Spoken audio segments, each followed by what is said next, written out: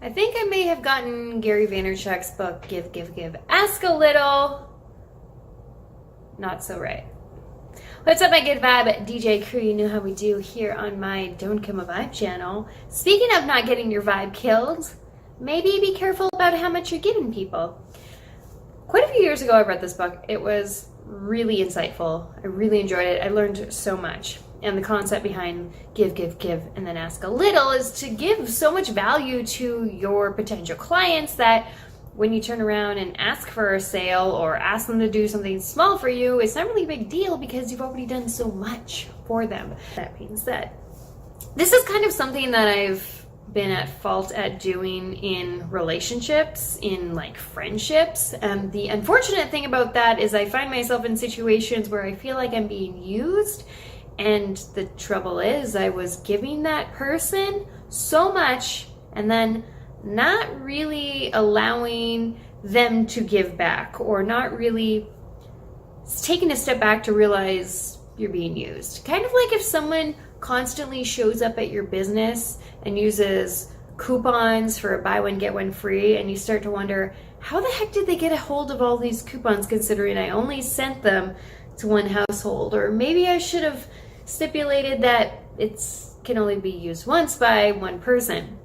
So yeah, what would happen is I would offer somebody something and then I'd offer them something else, and then suddenly it turned into them expecting that I was either going to offer them something or they were just going to ask for it every single time. And one of the things that I found really helpful is to not only take a step back from relationships in general, but to put my focus on something other than other humans, something like my passion. Or if I was going to put my focus on humans, it was going to be the people that affect me in my life, like my husband and my child, people that I see every single day. Am I going out of my way to help people that are not in my life every day, or they are putting themselves in my life every day because they're asking for something? Meanwhile, it's not even my child or my partner. And look, we can turn around and be like, oh my God, this person used me, or oh my gosh, like I've just been spending so much time and energy on making this other person happy. But the reality is you chose to help that person. You are the one that either put yourself in that position or continue to allow it to happen.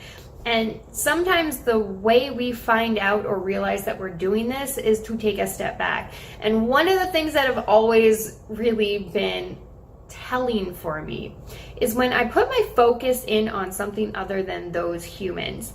The humans that do depend on me the most are usually the ones that are going to come back and be like, hey, is something wrong? Are you upset with me? What's going on? And that's usually my note if I'm not upset with them, if nothing is going on, and if all I'm doing is putting my focus and energy into something other than them, and they've noticed and they're like, this is weird. Maybe what's weird is that they think it's weird that you're not serving them all the time. And that's a really great opportunity for you to take a step back and be like, maybe I have conditioned this person to think that this is okay, and I need to change the way I'm behaving to get a different result.